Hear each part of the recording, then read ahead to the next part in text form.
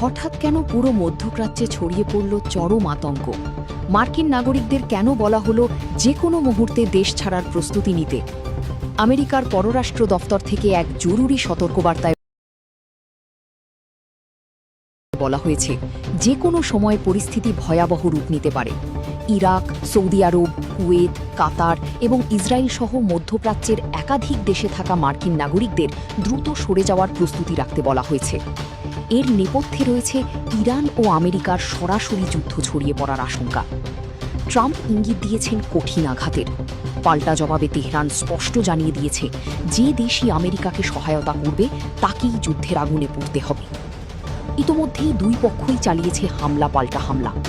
কিন্তু যুদ্ধ শুরুর আগেই নাগরিকদের সরে যাওয়ার নির্দেশ কি বড় কোনো ধ্বংসযজ্ঞের আগাম সংকেত? আপনি কি মনে করেন? কমেন্টে জানান।